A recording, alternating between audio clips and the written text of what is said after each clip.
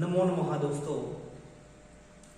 तत्वमसि संपर्क युक्त संस्कृत शिक्षण माध्यम चैनल में आपका हार्दिक स्वागत है। दोस्तों, संस्कृत भाषा शिक्षण हम पढ़ रहे थे। इसके अंतर्गत हमने संस्कृत शब्द को हमने जाना, समझा।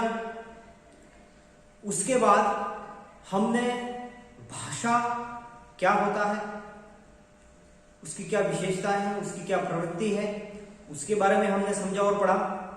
दोस्तों, आज जो हम पढ़ रहे हैं वह है शिक्षण। शिक्षण क्या होता है? शिक्षण क्यों करवाया जाता है? शिक्षण क्यों जरूरी है? इसका अर्थ क्या है? शिक्षण की क्या क्या विशेषताएं हैं? शिक्षण की क्या उद्देश्य है? शिक्षा में इसका क्या योगदान है? इसके बारे में हम आज की कक्षा में पढ़ेंगे। दोस्तों, शिक्षण यह एक ऐसी प्रक्रिया है जिसके अंतर्गत शिक्षक अपने ज्ञान को संप्रेषणीय कुशलता के आधार पर, मैंने यहां पर एक शब्द कहा है संप्रेषणीय कुशलता। क्या कहा है? संप्रेषणीय कुशलता। इसके आधार पर ज्ञान को छात्रों को आत्मसात करवाता है। संप्रेषणीय कुशलता का मतलब है विचारों का आदान प्रदान। भाषा क्या है वही हमने पढ़ा था, विचारों का आदान प्रदान करने का एक सशक्त माध्यम है। तो उसी माध्यम से ज्ञान को, किसको? ज्ञान को संप्रेषणीय कुशलता के आधार पर छात्रों को आत्मसात करवाता है। अगर दोस्तों हम इसको सरल शब्दों में इसको हम समझने की कोशिश करें तो छात्रों के अंतर्गत या उनके अंदर जो उपस्थित, अंतर्निहित उपस्थित जो शक्तियां हैं, उनकी जो योग्यताएं हैं, छात्रों की जो क्षमताएं हैं, उन क्षमताओं को पहचान कर उनको विकसित करने का जो काम करता है वो करता है शिक्षण। छात्रों में अंतर्निहित शक्तियों को विकसित करने का काम कौन करता है? शिक्षण करता है। आइए दोस्तों, हम इसका अर्थ समझते हैं। शिक्षण का अर्थ, शिक्षण का अर्थ।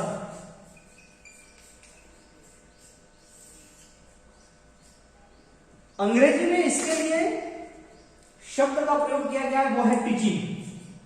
इसका अर्थ है टीचिंग।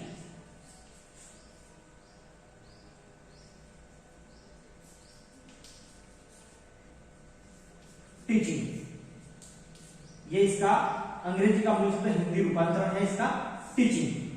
अब दोस्तों यहां पर देखिए, ये टीचिंग जो शब्द है ये अंग्रेजी का हिंदी रूपांतरण शब्द है और इसका अर्थ होता है सिखाना।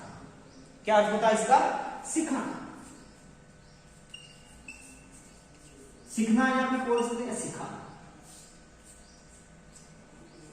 टीचिंग का अर्थ क्या हो गया? सिखाना। अब दोस्तों देखिए, शिक्षण, ये जो शब्द बना है वो शिक्षा से बना है। शिक्षा, पहले इसको समझे। शिक्षा जो हमारी संस्कृत की एक धातु आती है, शिक्ष। क्या धातु आती है? शिक्ष धातु। और इस शिक्ष धातु का जो अर्थ लिया जाता है वो दो अर्थ लिए जाते हैं। एक तो लिया जाता है हमारा शिक्षण और एक लिया जाता है हमारा अधिगम। ये दोनों चीजें जो होती है वो शिक्षा में होती है। शिक्षण, टीचिंग, और अधिगम का मतलब होता है लर्निंग। शिक्षण से तात्पर्य है पाठन और अधिगम से तात्पर्य है पठन। पाठन अर्थात पढ़ाना, सिखाना। अब दोस्तों देखिए, डॉक्टर जो सर्वपल्ली राधाकृष्णन जो हुए, उन्होंने कहा था कि शिक्षा को मनुष्य और समाज का निर्माण करना चाहिए। शिक्षा को क्या करना चाहिए? मनुष्य और समाज का निर्माण करना चाहिए। यह कार्य किए बिना वह अपूर्ण है। किसने कहा है ये दोस्तों? राधाकृष्णन। राधाकृष्णन जी ने क्या कहा है? राधाकृष्णन जी कहते हैं शिक्षा को मनुष्य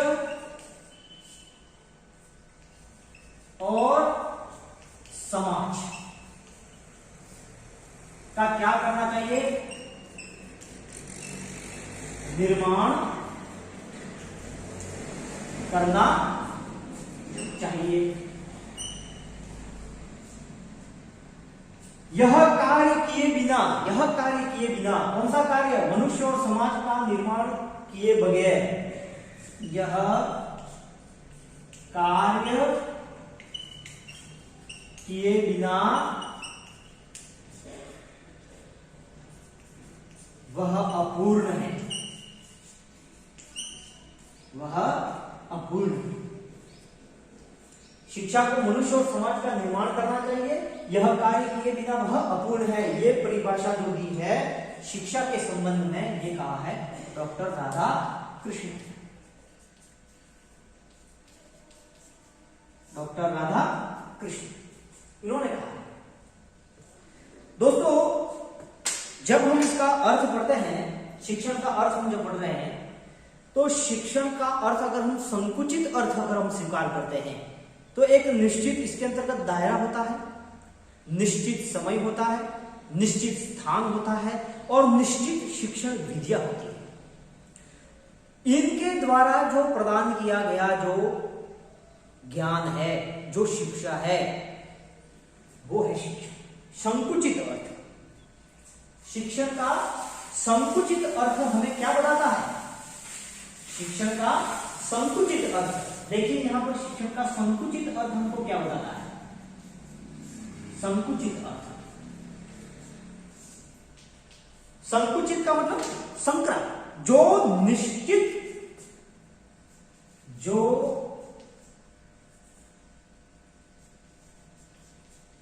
शिक्षा निश्चित स्थान,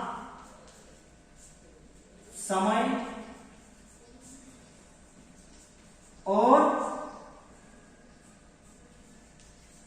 शिक्षण विधियों द्वारा प्रदान किया जाता है। निश्चित स्थान, समय और शिक्षण विधियों द्वारा प्रदान किया जाता है।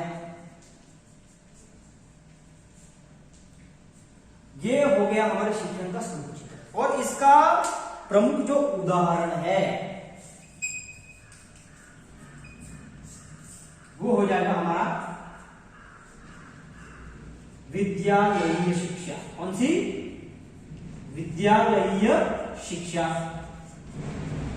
अब देखो दोस्तों, विद्यालय के अंतर्गत जो होता है वो विद्यालय का निश्चित स्थान होता है शिक्षा प्राप्त करने का, उसके अंतर्गत निश्चित समय भी होता है और वहां पर निश्चित शिक्षण विधियों के द्वारा ही वहां पर अध्यापन कार्य करवाया जाता है। तो शिक्षण का जो संकुचित अर्थ है, ऐसी शिक्षा मतलब जो निश्चित स्थान, निश्चित समय या निश्चित शिक्षण विधियों के द्वारा प्रदान की जाती है, वो ये शिक्षण कहलाता है। उसका प्रमुख उदाहरण हो गया विद्यालय शिक्षा। दोस्तों, यहां पर इसका जो व्यापक अर्थ ग्रहण किया जाता है वो है कि मनुष्य द्वारा, मतलब हमारे द्वारा, हमारे जन्म से लेकर हमारी मृत्यु पर्यंत तक हम जो कुछ भी सीखते हैं, एक मनुष्य जन्म से लेकर मृत्यु पर्यंत जो कुछ भी सीखता है, चाहे वो औपचारिक हो, अनौपचारिक हो या निरौपचारिक हो, किसी भी प्रकार का बालक अपने जीवन में जो कुछ भी सीखता है वो शिक्षण। वो क्या है? शिक्षण। तो ये इसका व्यापक अर्थ हो गया। ये तो हो गया इसका संकुचित अर्थ, और यहां पर है इसका व्यापक अर्थ। व्यापक अर्थ। व्यापक अर्थ को समझिए, जन्म से लेकर मनुष्य जन्म से लेकर मृत्यु पर्यंत जो कुछ भी सीखता है,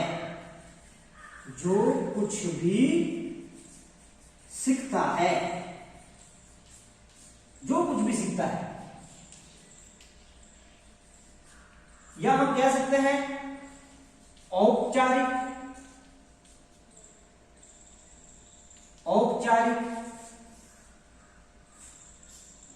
अनौपचारिक,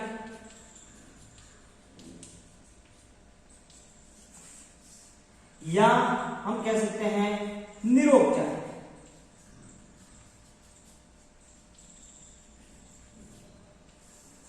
रूप से बालक अपने जीवन में, अपने जीवन में जो कुछ सीखता है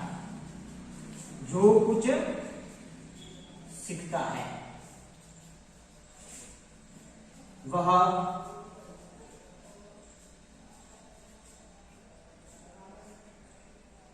शिक्षण है। वह क्या है दोस्तों? शिक्षण। जन्म से लेकर मृत्यु पर्यंत जो कुछ भी सीखता है, चाहे वो औपचारिक हो, अनौपचारिक हो या फिर निरौपचारिक हो, बालक अपने जीवन भर जो कुछ भी सीखता है वो है शिक्षण। और इसका उदाहरण हो जाएगा आपका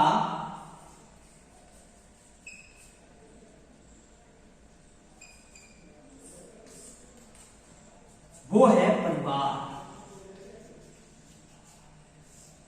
समाज, बाह्य परिवेश,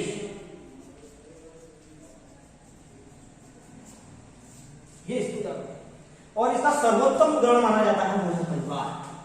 और परिवार के अंतर्गत ये जो संकुचित अर्थ हमने स्वीकार किया शिक्षण का, जो निश्चित स्थान, निश्चित समय और निश्चित शिक्षण वीडियो द्वारा प्रदान किया जाता है, वो शिक्षण है जो विद्यालय शिक्षा। इसके अंतर्गत जो सर्व प्रमुख भूमिका जो होती है, यहां पर जो सर्व प्रमुख भूमिका जिसकी होती है, किसकी होती है? वो होती है शिक्षक की। सर्व प्रमुख भूमिका किसकी होती है? शिक्षक की होती है। और परिवार में सर्व प्रमुख भूमिका किसकी होती है? परिवार में सर्व प्रमुख जो भूमिका होती है वो होती है माता की। किसकी होती है दोस्तों? माता। इसीलिए तो कहा गया है माता को प्रथम गुरु। माता को क्या कहा गया है? प्रथम गुरु। अब दोस्तों देखिए,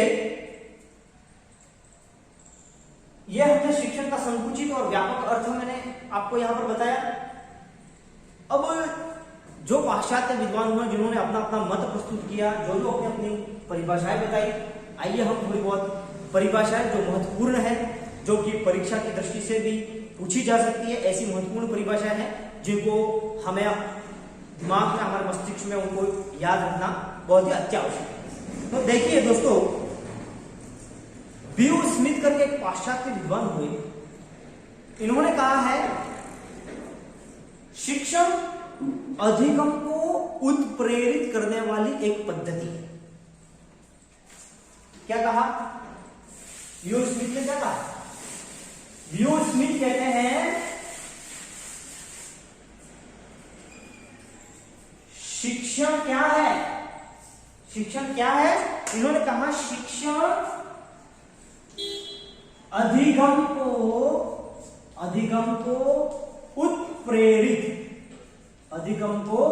उत्प्रेरित करने वाली एक पद्धति है। वहीं पर उन्होंने शिक्षण को एक और दूसरे अर्थ में स्पष्ट करने की इन्होंने कोशिश की है। वो कहा है उन्होंने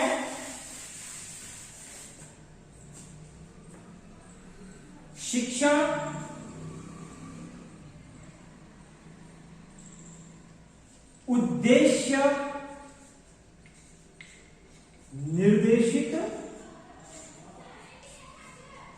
क्रिया है।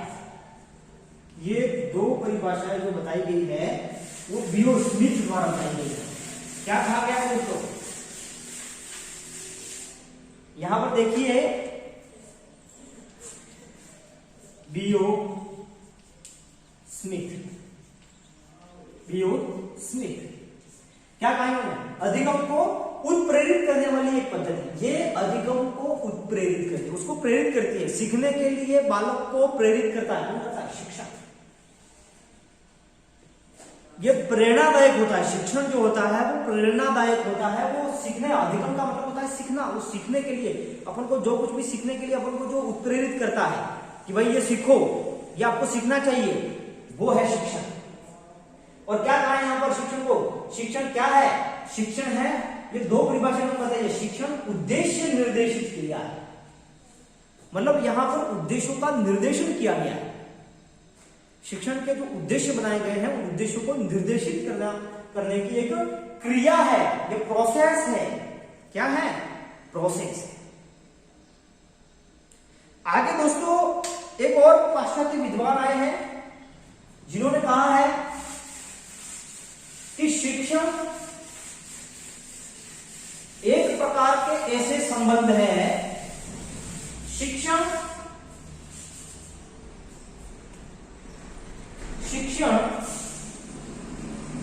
एक प्रकार से ऐसे संबंध है जिसके द्वारा छात्रों में अंतर्निहित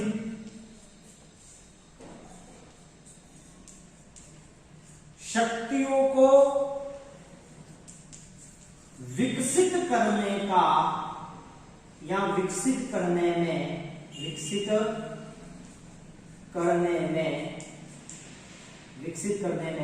सहायता करते।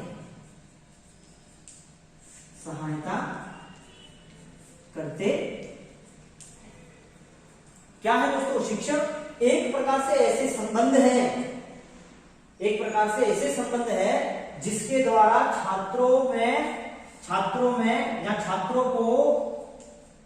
को अंतर्निहित शक्तियों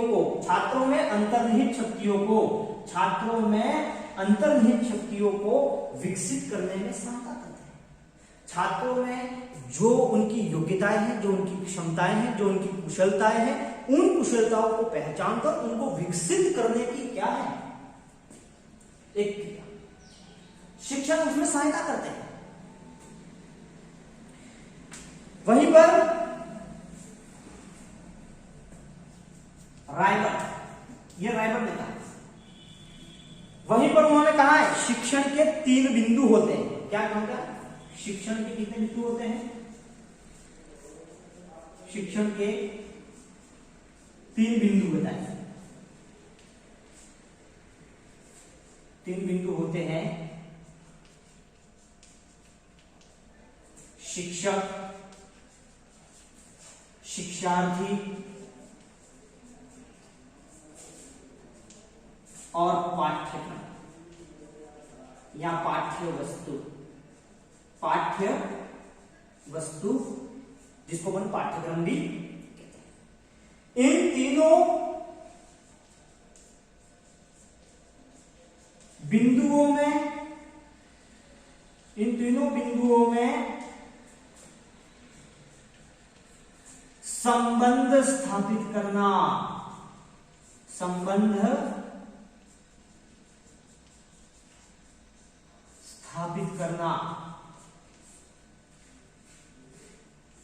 क्या है दोस्तों,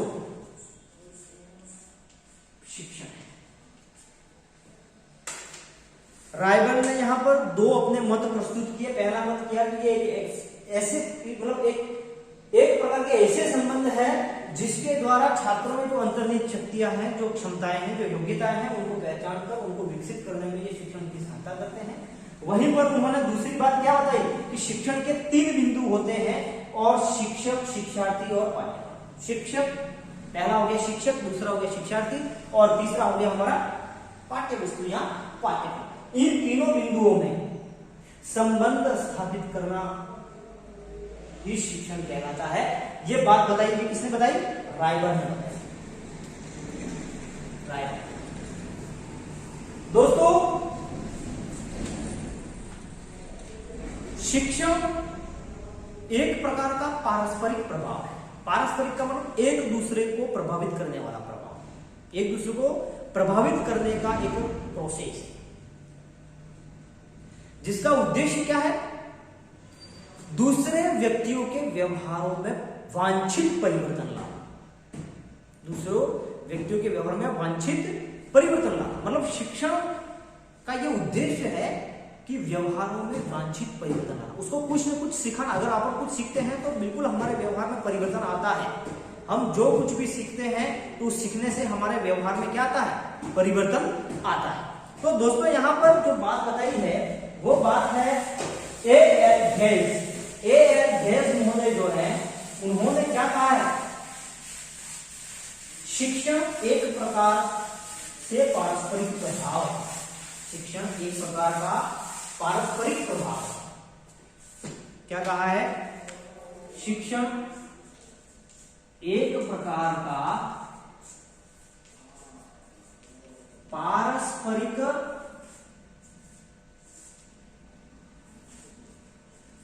प्रभाव है। पारस्परिक प्रभाव है जिसका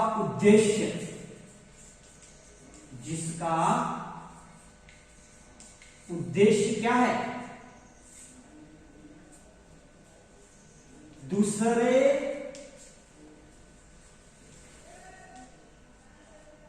व्यक्तियों के व्यवहार में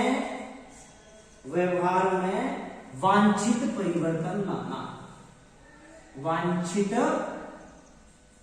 परिवर्तन लाना। किसने कहा है दोस्तों? ये ए.एल. गेल्स। ए.एल. गेल्स, इन्होंने क्या कहा है? शिक्षण एक प्रकार का पारस्परिक प्रभाव है, एक दूसरे को प्रभावित करने वाला प्रोसेस है, जिसका एम क्या है? जिसका एम यह है कि दूसरे व्यक्तियों में व्यवहार में, दूसरे व्यक्तियों के व्यवहार में क्या लाना है? वांछित परिवर्तन लाना है। वहीं पर दोस्तों बर्टन कहते हैं शिक्षण अधिगम का उद्दीपन, निर्देशन एवं प्रोत्साहन है। बर्टन ने क्या कहा? क्या कहा बर्टन ने? बर्टन कहता है शिक्षण अधिगम का क्या है? शिक्षण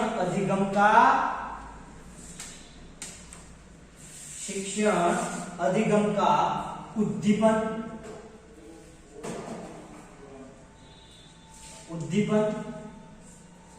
निर्देशन व प्रोत्साहन है। ए.एल. गेल्स। और यहां पर बर्टन क्या कहते हैं? शिक्षण क्या है? अधिगम का उद्दीपन है, एक उद्दीपक और एक होता है अनुक्रिया। साइकोलॉजी में शब्द आते हैं दोनों, उद्दीपन और अनुक्रिया। तो यह उद्दीपक है।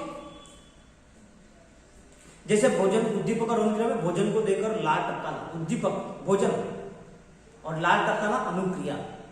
उसको देखकर अपने अंदर जो क्रिया होती है वो होती है अनुक्रिया।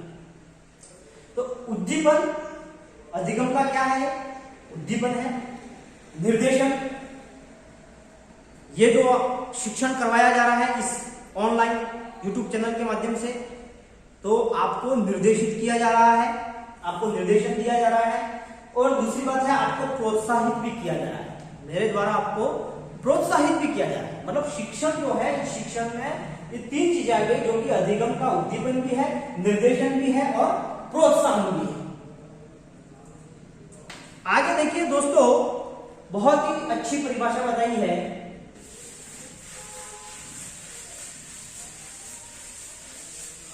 उद्देश्य शिक्षण का क्या होता है, इसको किस रूप में परिभाषित किया जा सकता है। शिक्षण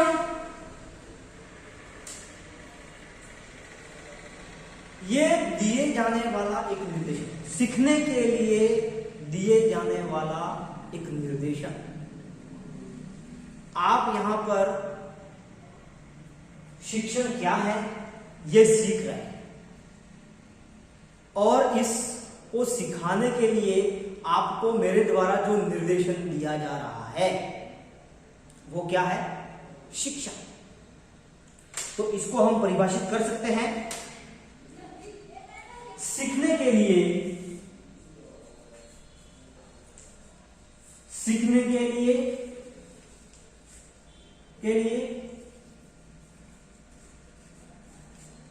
दिए जाने वाले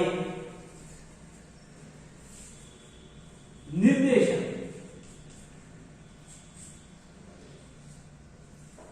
के रूप में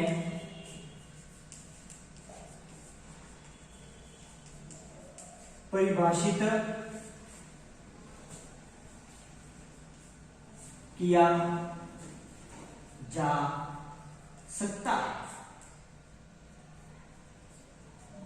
किसने कहा है? Thomas M Brisk. किसने कहा है दोस्तों? Thomas M Brisk. इन्होंने क्या कहा? सीखने के लिए दिए जाने वाले निर्देशन के रूप में इसको परिभाषित किया जाता है। इसको शिक्षण। एक और विद्वान हुए हैं यूजेस और यूजेस तथा यूजेस। इन्होंने कहा है शिक्षण सीखने में सहायता करता है, शिक्षण सीखने में सहायता करता है। दूसरी बात इन्होंने कहा कि तब तक कुछ दिया नहीं गया जब तक कि वह ग्रहण नहीं किया गया। तब तक कुछ दिया नहीं गया जब तक वह ग्रहण नहीं किया गया, जब तक पढ़ा नहीं गया जब तक वह सीखा नहीं गया। तब तक पढ़ा नहीं गया जब तक वह सीखा नहीं गया। देखिए दोस्तों, कितनी सुंदर परिभाषा यहां पर यूजेस और यूजेस के द्वारा दी गई है। क्या कहा है? शिक्षण सीखने में क्या करता है? सहायता करता है। शिक्षण सीखने में क्या करता है? सहायता करता है। दूसरी बात कहा, जब तक कुछ दिया नहीं गया, जब तक कुछ दिया नहीं गया, जब तक वह ग्रहण नहीं किया गया, ग्रहण नहीं किया गया। और जब तक कुछ दिया नहीं गया, तब तक कुछ दिया नहीं गया, तब तक कुछ दिया नहीं गया जब तक वह ग्रहण नहीं किया गया, और तब तक कुछ पढ़ा नहीं गया, जब तक वह सीखा नहीं गया। कितनी सुंदर परिभाषा यहां पर दी है। जब तक और तब तक में ही अपन कंफ्यूजन हो जाते हैं। यहां पे देखिए दोस्तों, शिक्षण जो है वो सीखने में सहायता करता है, तब तक कुछ दिया नहीं गया, तब तक कुछ दिया नहीं गया जब तक कि वह ग्रहण नहीं किया गया।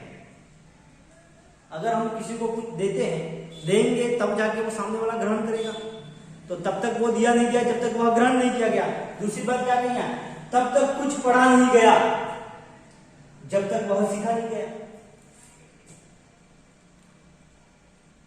जब तक आपने कुछ पढ़ा और आपने उससे कुछ नहीं सीखा तो आपका वो पढ़ना व्यर्थ है।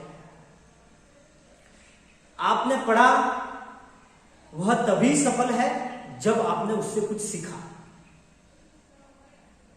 कितनी सुंदर परिभाषा दी है यहां पर, यूजेस तथा यूजेस। यूजेस तथा यूजेस, कितनी सुंदर परिभाषा आपको यहां पर बताइए, यूजेज तथा यूजेज के द्वारा। आगे देखिए दोस्तों, मनोवैज्ञानिक हुए बी.एफ. स्किनर, उन्होंने कहा है पुनर्बलन की आकस्मिकताओं का क्रम कहां है। इसको क्या कहा है, कितनी सुंदर परिभाषा दी है यहां पर। पुनर्बलन, शिक्षण क्या है, शिक्षण को क्या कहा है दोस्तों, पुनर्बलन की आकस्मिकताओं का क्रम।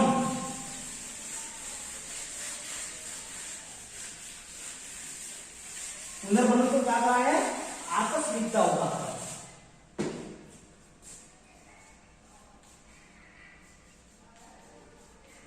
पुनर्बलन की आकस्मिकताओं का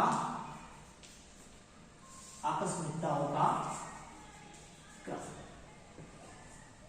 शिक्षण पुनर्बलन की आकस्मिकताओं का क्रम है। यह किसने कहा है, बी.एफ. स्किनर। हम पुनर्बलन हमको किससे मिलता है, जब हम सीखते हैं, जैसे कि आप सीख रहे हो और आपको बहुत अच्छा, एक्सीलेंट, शानदार, मजा आ गया। अगर हमें कोई ऐसा पुनर्बलन देता है तो वो कार्य को और अधिक अच्छे ढंग से हमको करने की प्रेरणा मिलती है, उस कार्य को हम अच्छे तरीके से और बेहतर तरीके से हम उसको कर सकें। ये पुनर्बलन, तो उस पुनर्बलन की आकस्मिकताओं का एक क्रम है शिक्षण। ये बात बताइए यहां पर बी.एफ. स्किनर के द्वारा। किसके द्वारा बताइए दोस्तों, बी.एफ. स्किनर के द्वारा बताइए दोस्तों। यहां पर शिक्षण का तात्पर्य है एक समूह के लोग जब अपने अपरिपक्व सदस्यों को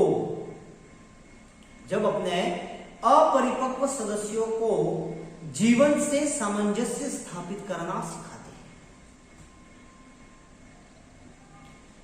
जैसे उदाहरण के तौर पर मैं आपको समझाऊं, विद्यालय में जो शिक्षक गण होते हैं, जिनको शिक्षकों का एक समूह होता है, तो एक समूह के लोगों के द्वारा अपने सदस्यों को, हमारे सदस्य कौन हुए, छात्र, आप जो कि अपरिपक्व है, उनको जीवन से सामंजस्य स्थापित कराना सिखाया जाता है कि अपने लाइफ से किस प्रकार एडजस्टमेंट बैठा सके, किस प्रकार से समायोजन कर सके हमारे जीवन में। यह सिखाया जाता है शिक्षण के मार्फत। और यह बात बताई है योकम एवं सिम्पसन। योकम एवं सिम्पसन ने कहा कि शिक्षण से तात्पर्य ऐसी प्रक्रिया सा है जो एक समूह के लोग अपने अपरिपक्व सदस्यों को जीवन से सामंजस्य स्थापित कराना सिखाते हैं।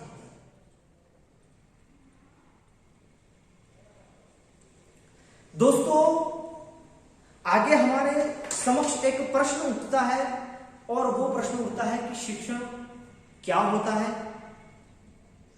इसकी क्या विशेषताएं हैं। अगर हम मेरे द्वारा यहां पर जो परिभाषाएं बताई गई, अगर आप एक एक परिभाषा को अगर आप ढंग से अगर आप समझ गए होंगे तो आप बिल्कुल बता सकते हैं कि शिक्षण क्या होता है, क्या इसकी विशेषताएं होती है। आगे जो हम बिंदु पढ़ने जा रहे हैं वो है शिक्षण की विशेषता। शिक्षण की विशेषता, शिक्षण की विशेषता क्या होता है? शिक्षण, शिक्षण के अंतर्गत दोस्तों मैं आपको बताऊं, एक सुनियोजित एक ये पूरी योजना होती है। शिक्षण का नियोजन किया जाता है। इसमें अनेक प्रकार के सुझाव होते हैं।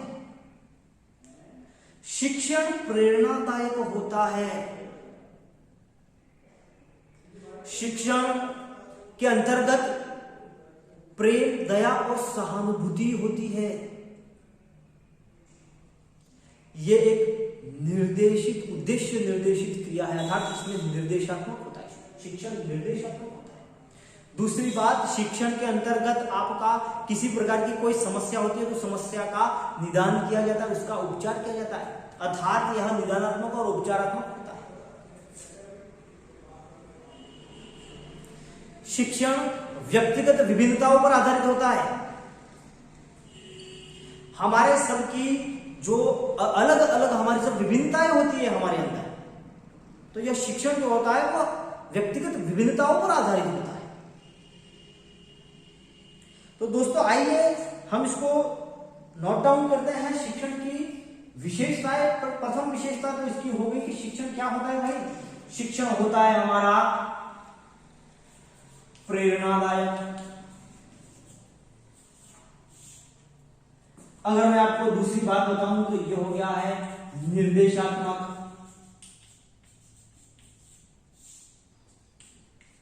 तीसरी बात बताई जाए तो ये होता है सुनियोजनात्मक।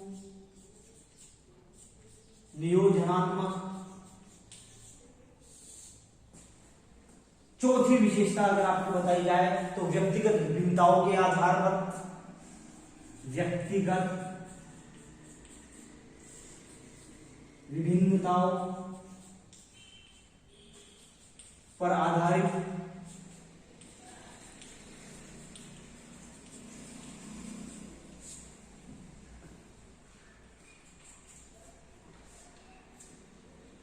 शिक्षण क्या होता है? प्रेरणादायक, निर्देशात्मक, सुनियोजनात्मक और व्यक्तिगत विभिन्नताओं पर आधारित होता है। यह प्रेम, दया व सहानुभूति पूर्ण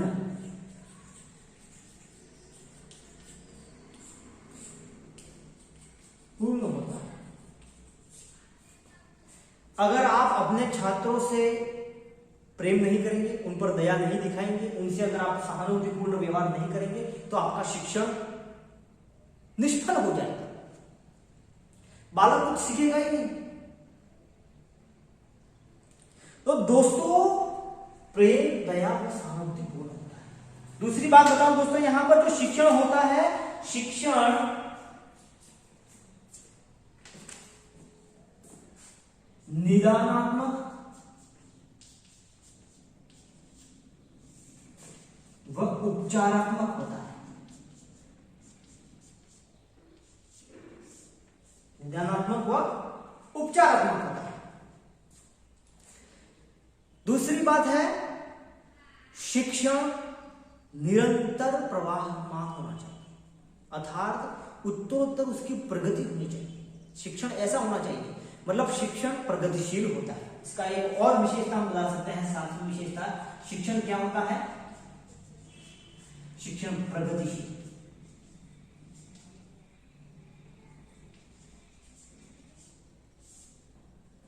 शिक्षण प्रगतिशील।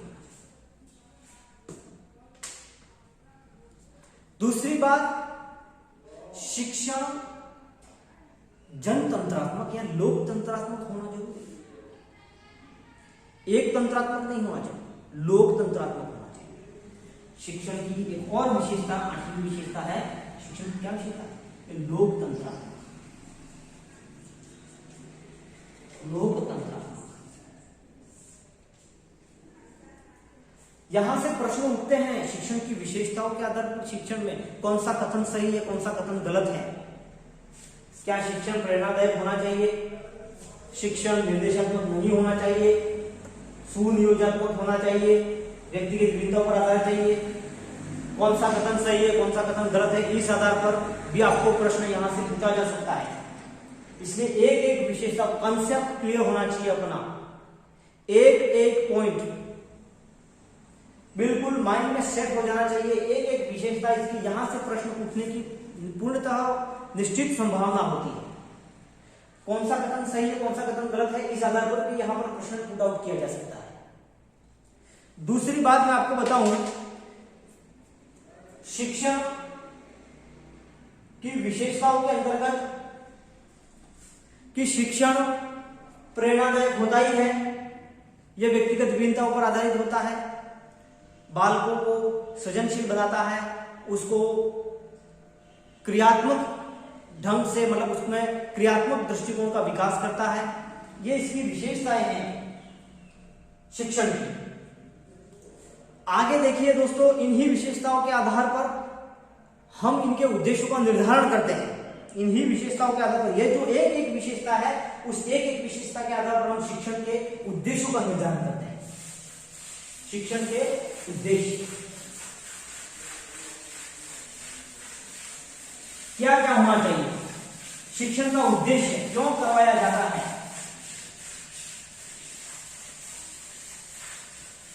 टीचिंग क्यों जरूरी है, टीचिंग के क्या एम्स हैं, उनको हम पढ़ते हैं।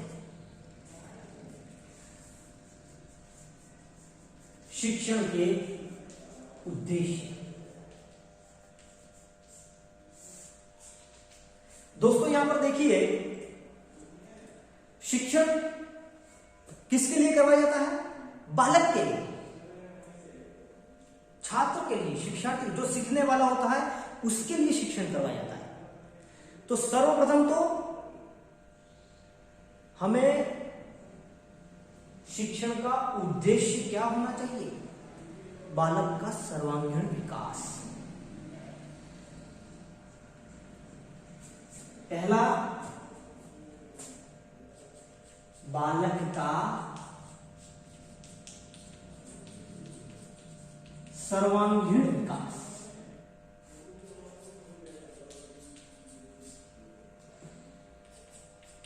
दूसरी बात यहां पर मैं आपको बताऊं,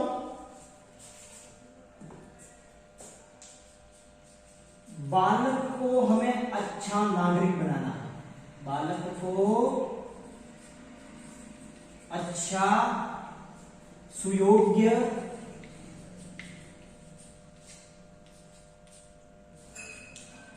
नागरिक बनाना, यह भी हमारा शिक्षण का उद्देश्य है।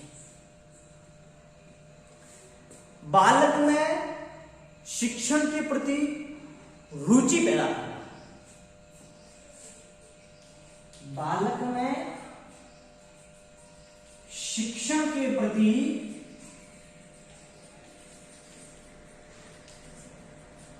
रुचि पैदा करना, यह भी एक शिक्षण का उद्देश्य है। उसको पढ़ने के प्रति रुचि पैदा करना, बालक को एक स्वस्थ दृष्टिकोण का विकास करना है। बालक में हमें क्या करना है? स्वस्थ दृष्टिकोण का विकास करना है, ताकि वह अपने स्वयं का, अपने परिवार का, अपने समाज का और अपने देश के कल्याण के लिए अपना महत्वपूर्ण योगदान दे सके। यह है शिक्षण का उद्देश्य। शिक्षण का उद्देश्य क्या होना चाहिए? बालक में स्वस्थ दृष्टिकोण, स्वस्थ दृष्टिकोण का विकास करना है, ताकि वह स्वयं के, परिवार के, समाज के, देश के और विश्व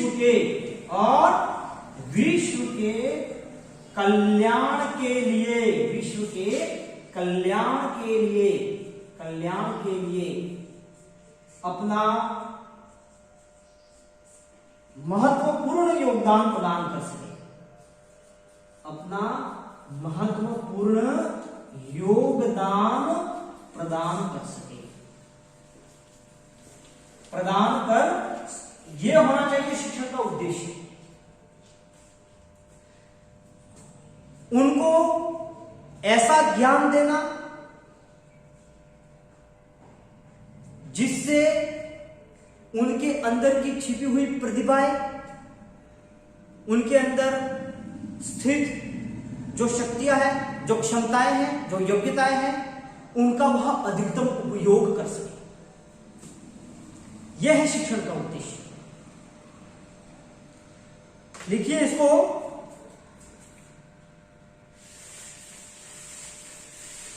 बालक को जीवनोपयोगी ज्ञान प्रदान करना, बालक को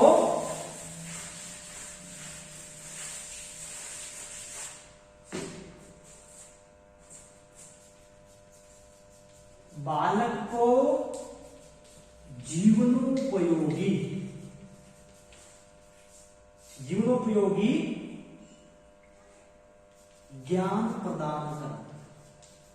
ज्ञान प्रदान करना,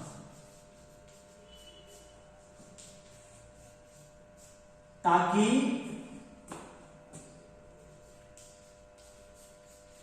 उनमें अंतर्निहित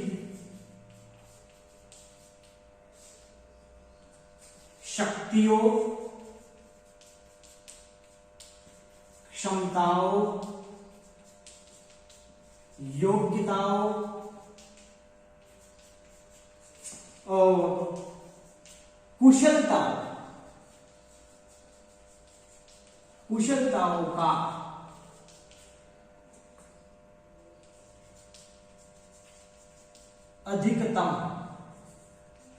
अधिकतम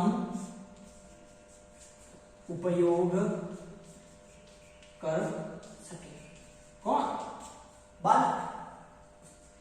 जीवनोपयोगी उसको शिक्षा देनी है, ऐसा ज्ञान प्रदान करना है ताकि उसके अंतर्गत, उसके स्वयं के अंतर्गत जो छिपी जो प्रतिभा है वो बाहर आ सके, उनकी जो योग्यता है उनकी सही तरीके से पहचान हो सके, वो अपनी कुशलताओं का अधिकतम उपयोग कर सके। यह है शिक्षण का उद्देश्य।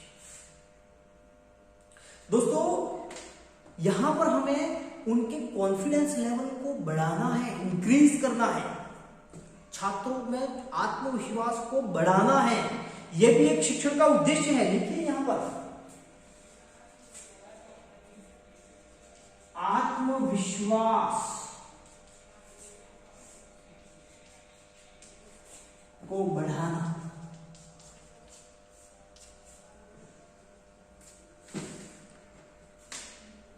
दूसरी बात है, शिक्षा के माध्यम से हमने पढ़ा था कि दूसरे के व्यवहारों में वांछित परिवर्तन लाना, यह एक पारस्परिक प्रभाव है।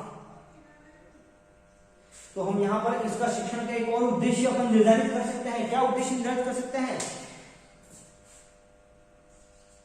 व्यवहारों में वांछित परिवर्तन लाना,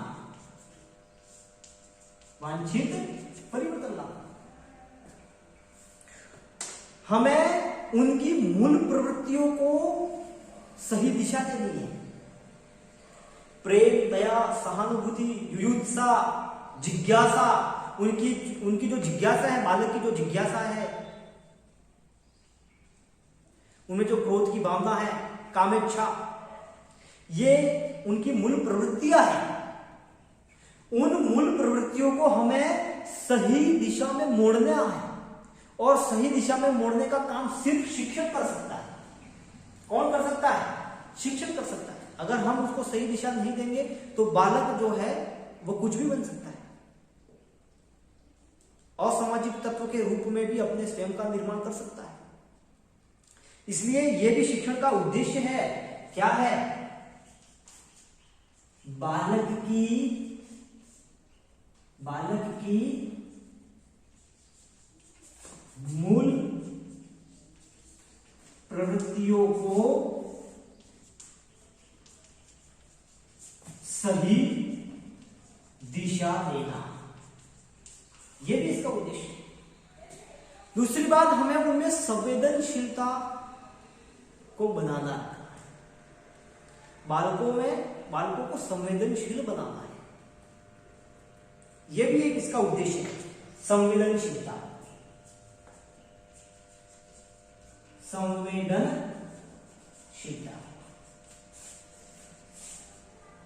को बनाना, यहां बनाए, यह भी इसका उद्देश्य है।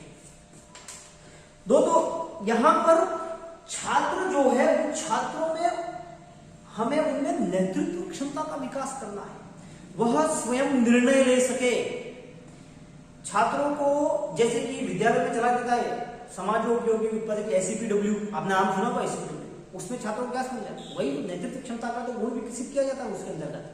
तो वो शिक्षण ही एक ऐसा माध्यम है जिसके द्वारा हम छात्रों में नेतृत्व क्षमता का विकास कर सकते हैं। तो एक इसका उद्देश्य यह भी बन गया है, क्या उद्देश्य बन गया, नेतृत्व क्षमता का विकास, नेतृत्व क्षमता का विकास करना, यह भी एक इसका उद्देश्य है। वहीं पर देखिए दोस्तों, बालक में हमें नैतिक और सामाजिक मूल्यों का विकास करना है, नैतिक एवं सामाजिक मूल्यों का हमें विकास करना है। बालकों में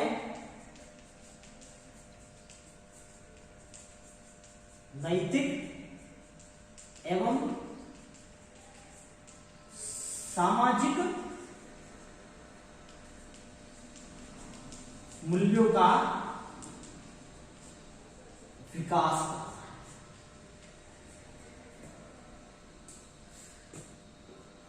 छात्रों को स्वास्थ्य, स्वच्छता और अपने परिवेश के प्रति भी जागरूक बनाना है, यह भी हमारे एक शिक्षण का उद्देश्य है।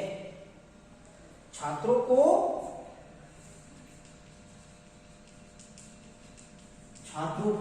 अच्छे स्वास्थ्य,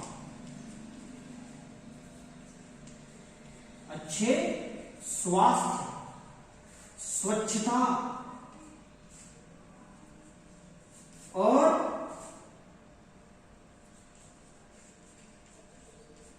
परिवेश के प्रति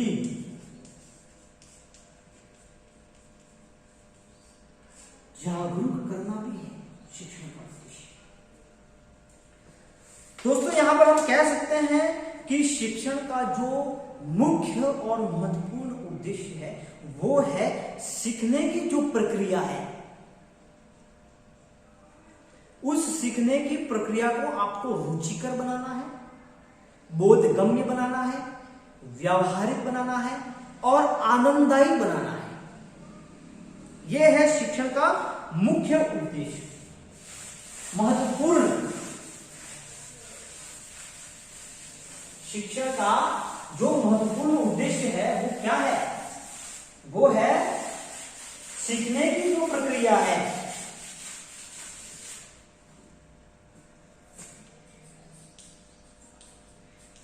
सीखने की जो प्रक्रिया है, उस सीखने की प्रक्रिया को सरल, सुगम,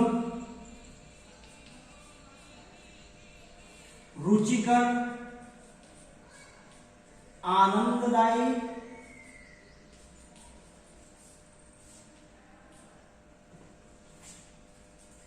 व्यावहारिक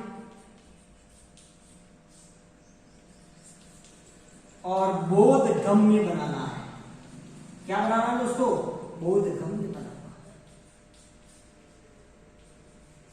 यह है शिक्षण का उद्देश्य। दोस्तों एडम्स महोदय और जॉन ड्यूई, इन दोनों ने शिक्षण के अपने अपने अंग बताए हैं, शिक्षण के चर बताए हैं। यहां पर देखिए शिक्षण के चर या अंग क्या होते हैं। क्या होते हैं इसके अंग? शिक्षण के अंग या चर, अंग या चर। तो दोस्तों एक नाम आता है एडम्स महोदय, दूसरा नाम आता है, पहले हमने पढ़ा था, एक तो रायबर्न का नाम पढ़ा था अभी हमने, वह जॉन डीवी, जॉन डीवी। इन दोनों ने अपने अलग अलग तरीके से मत बताया। एडम्स महोदय ने बताया द्विमुखी प्रक्रिया, शिक्षण को क्या बताया? द्विमुखी प्रक्रिया बताया, द्विमुखी प्रक्रिया। और इन्होंने बताया त्रिमुखी प्रक्रिया, त्रिमुखी प्रक्रिया। द्विमुखी प्रक्रिया के अंतर्गत शिक्षक व शिक्षार्थी इन दोनों को लिया गया। वहीं पर जो रायबर्न और जॉन डीवी हुए, जिन्होंने शिक्षण को त्रिमुखी प्रक्रिया बताया, जिसके अंतर्गत शिक्षक एक तो, दूसरा हो गया शिक्षार्थी,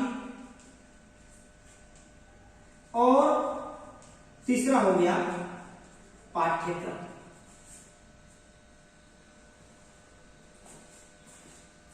एडम्स महोदय जो है उन्होंने द्विमुखी प्रक्रिया के अंतर्गत शिक्षक व शिक्षार्थी, शिक्षण के अंग या चर बताए, और वहीं पर रायबर्न और जॉन डीवी जो उन्होंने शिक्षण को त्रिमुखी प्रक्रिया बताया, जिसके अंदर शिक्षक, शिक्षार्थी और पाठ्यक्रम होते हैं। अब देखिए दोस्तों, यहां पर जो ये शिक्षक जो होता है, ये तो होता है स्वतंत्र चर, शिक्षा का स्वतंत्र चर। शिक्षण का स्वतंत्र चर कौन सा है? ये प्रश्न अधिकतर परीक्षाओं में पूछा गया है और पूछा जा भी सकता है। शिक्षण का स्वतंत्र चर कौन सा है? शिक्षक, वो अपने आप में स्वतंत्र होता है पढ़ाने में। जैसे मैं यहां पर स्वतंत्र हूं, मैं आपको यहां पर पढ़ा रहा हूं, मैं अपने आप में स्वतंत्र हूं, स्वतंत्र चर। दूसरी बात, शिक्षार्थी क्या होता है? आश्रित चर। अब मैं जो पढ़ा रहा हूं वो आपको पढ़ना है, आप मुझ पर आश्रित है, इसलिए आप जो है वो क्या हो गए? आश्रित चर। शिक्षार्थी, शिक्षार्थी क्या हो गया? आश्रित चर हो गया। वहीं पर पाठ्यक्रम ये होता है मध्यस्थ चर। पाठ्यक्रम क्या होता है? मध्यस्थ चर। ये शिक्षक और शिक्षार्थी को जोड़ने वाले बीच की कड़ी है। पाठ्यक्रम मतलब संपूर्ण शिक्षण अधिगम प्रक्रिया जो होती है, शिक्षण अधिगम प्रक्रिया, वह शिक्षण अधिगम प्रक्रिया किस पर निर्भर करती है? पाठ्यक्रम पर निर्भर करती है। इसलिए पाठ्यक्रम मध्यस्थ चर हो गया। यहां पर शिक्षण का प्रमुख केंद्र बिंदु जो माना है, केंद्र बिंदु माना है, वो माना है केंद्र बिंदु। शिक्षण का प्रमुख केंद्र बिंदु जो माना है वो माना है बालक को। शिक्षण अधिगम प्रक्रिया की संपूर्ण जो अधिगम प्रक्रिया है वो तो किस पर निर्भर करती है? पाठ्यक्रम पर। लेकिन यहां पर शिक्षण का जो प्रमुख केंद्र बिंदु किसको माना है? बालक को। और शिक्षण प्रदान करने की महत्वपूर्ण धुरी, शिक्षण प्रदान करने की महत्वपूर्ण धुरी ये बताया गया। महत्वपूर्ण धुरी कौन है? शिक्षक। महत्वपूर्ण धुरी कौन है? शिक्षक। ये है शिक्षक। महत्वपूर्ण धुरी है शिक्षक। शिक्षण प्रदान करने की महत्वपूर्ण धुरी है शिक्षक। दोस्तों, ये शिक्षण कितने प्रकार का होता है? आगे देखते हैं अपन शिक्षण के प्रकार। शिक्षण के प्रकार,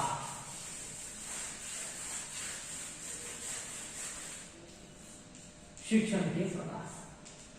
कितने प्रकार का शिक्षण है? शिक्षण जो विद्यालय के अंतर्गत जो हमें करवाया जाता है, जहां पर शिक्षण के प्रकार बताए गए हैं, वो बताए गए हैं। पहला बताया गया है दोस्तों, मैं आपको बताऊं, यहां पर पहला प्रकार बताया गया है एक तंत्रात्मक शिक्षण। एक तंत्रात्मक शिक्षण। दोस्तों यहां पर दूसरा बताया गया है लोकतंत्रात्मक शिक्षण।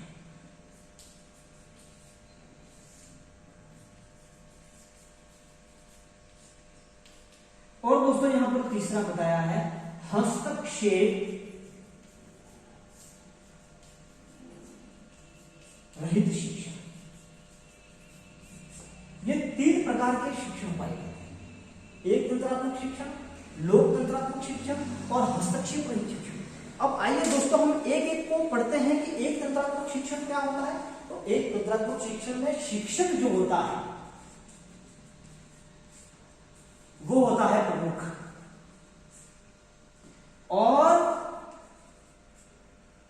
शिक्षार्थी क्या होता है, गौण होता है। प्रमुख व प्रधान इसको अपन कह सकते हैं। महत्वपूर्ण भूमिका इनकी होती है। जो एक तंत्रात्मक मतलब एक पक्ष को ही ज्यादा महत्ता देने वाला जो होता है वो शिक्षक प्रमुख और प्रधान होता है और शिक्षार्थी क्या होता है, गौण। वहीं पर लोकतंत्रात्मक शिक्षण में क्या होता है कि ये जो शिक्षण प्रक्रिया है, ये जो शिक्षण प्रक्रिया है, ये शिक्षण प्रक्रिया मानवीय संबंधों पर आधारित होती है। मानवीय संबंधों पर आधारित होती है। मानवीय संबंधों पर आधारित होती है ये लोकतंत्रात्मक शिक्षण जो होता है वो। इसके अंतर्गत शिक्षण प्रक्रिया जो होती है वो मानवीय संबंधों पर आधारित होती है। इसके अंतर्गत शिक्षक और शिक्षार्थी, शिक्षक व शिक्षार्थी दोनों क्या करते हैं, एक दूसरे को क्या करते हैं, प्रभावित करते हैं। प्रभावित करते शिक्षक और छात्र दोनों एक दूसरे को प्रभावित करते हैं। तीसरा प्रकार बताया हस्तक्षेप रहित शिक्षण। इसके अंतर्गत शिक्षक जो होता है वह छात्रों से मित्रवत व्यवहार करता है। मतलब उसमें उसकी किसी भी प्रकार के शिक्षण अधिगम प्रक्रिया में वह किसी प्रकार का हस्तक्षेप नहीं करता है, वह उससे मित्रवत व्यवहार करता है। शिक्षक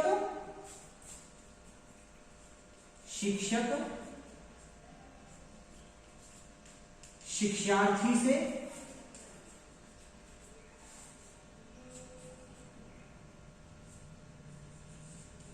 मित्रवत व्यवहार करता है। वहीं पर शिक्षण के 2 चरण बताए गए हैं। शिक्षण के कितने चरण बताए गए हैं, 2 चरण बताए। शिक्षण के प्रकार कितने होंगे, एक तंत्रात्मक शिक्षण, लोकतंत्रात्मक शिक्षण और हस्तक्षेप रहित शिक्षण। ये आपको पूछा जा सकता है किस शिक्षण के अंतर्गत शिक्षण की भूमिका जो होती है वो प्रधान होती है और छात्र की भूमिका गौण होती है, तो वो हो गया हमारा एक तंत्रात्मक शिक्षण। ऐसा कौन सा शिक्षण प्रक्रिया है जो मानवीय संबंधों पर आधारित होती है, जिसमें शिक्षक शिक्षार्थी दोनों एक दूसरे से प्रभावित, दोनों को एक दूसरे को प्रभावित करते हैं, लोकतंत्रात्मक शिक्षण। और ऐसा कौन सा शिक्षण का प्रकार है जिसमें शिक्षक जो होता है वो शिक्षार्थी से मित्रवत व्यवहार करता है, उसकी शिक्षण अधिगम प्रक्रिया में किसी प्रकार का हस्तक्षेप नहीं करता है, हस्तक्षेप रहित शिक्षण। इस प्रकार से प्रश्न पूछे जा सकते हैं दोस्तों। आगे देखिए, ये जो शिक्षण दिया जाता है तो उस शिक्षण के चरण क्या है, स्टेप क्या है, किस तरीके से ये शिक्षण दिया जाता है। ये तो हमने पढ़ा शिक्षण के प्रकार। आगे हम पढ़ रहे हैं शिक्षण के चरण। शिक्षण के चरण, शिक्षण के चरण। 2 प्रकार के चरण बताए गए हैं दोस्तों। एक है पूर्व क्रिया अवस्था, पहला चरण पूर्व क्रिया अवस्था, और दूसरा चरण बताया गया है अंतः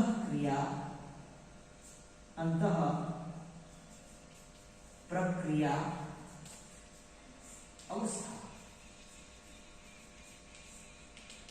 एक एक को मैं यहां पे स्पष्ट करूंगा दोस्तों। पूर्व क्रिया अवस्था क्या है? पूर्व क्रिया अवस्था, इसके अंतर्गत क्या करता है? शिक्षक जो होता है वो शिक्षण नियोजन करता है, मतलब शिक्षा से संबंधित प्लान बनाता है, योजनाएं बनाता है, नीतियां बनाता है। शिक्षक शिक्षण नियोजन करता है। क्या करता है दोस्तों? शिक्षण नियोजन करता है। शिक्षक शिक्षण नियोजन करता है पूर्व क्रिया अवस्था के अंतर्गत। और अंतः प्रक्रिया अवस्था, अंतः प्रक्रिया अर्थात शिक्षक और छात्र दोनों के बीच में अंतः क्रिया होती है यहां पर। और शिक्षक जो होता है वो अपने द्वारा बनाई गई जो ये शिक्षण नियोजन है, जो योजनाएं बनाई गई है, जो नीतियां बनाई गई है, उन नीतियों से छात्रों को अवगत कराता है। लिखिए दोस्तों, अंतः प्रक्रिया अवस्था, इसके अंतर्गत शिक्षक व छात्र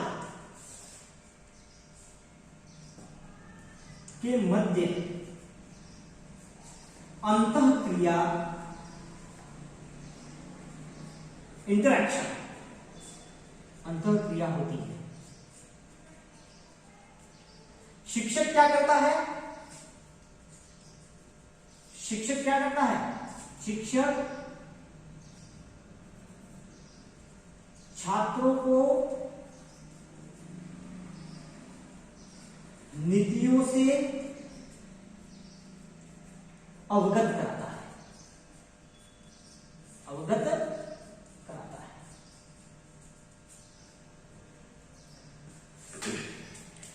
दोस्तों, शिक्षण के जो चरण स्टेप बताए वो पूर्व क्रिया अवस्था, जिसके अंतर्गत शिक्षक क्या करता है? शिक्षण नियोजन करता है। और अंतः प्रक्रिया अवस्था, जिसके अंतर्गत शिक्षक और छात्र के बीच में अंतः क्रिया होती है। और शिक्षक अपनी जो द्वारा बनाई गई जो नीतियां होती है उन नीतियों को छात्रों को अवगत कराता है। शिक्षण का शिक्षा में क्या योगदान रहा है? तो यहां पर नवीन अधिगम पर बल दिया जाता है, कुछ न कुछ नया।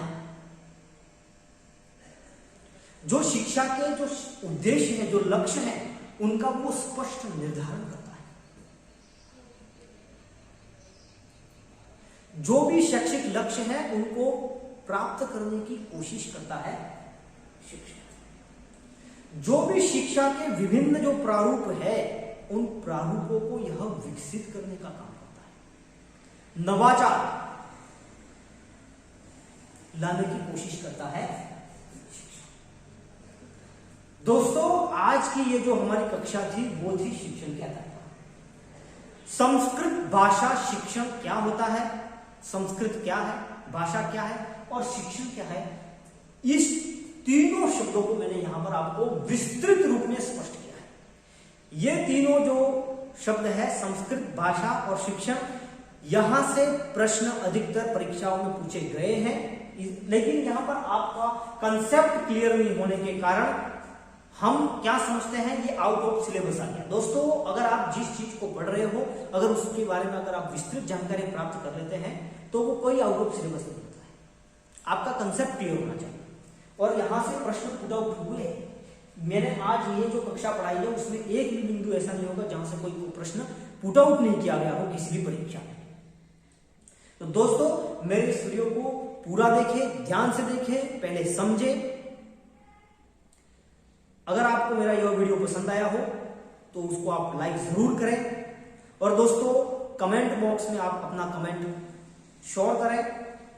दूसरी बात, मेरे इस वीडियो को अधिक से अधिक आप शेयर करें और मेरे चैनल तत्वमसी को आप बिल्कुल सब्सक्राइब करना नहीं भूलें। अस्तु, धन्यवाद। जय तु भारतम, जय तु संस्कृत।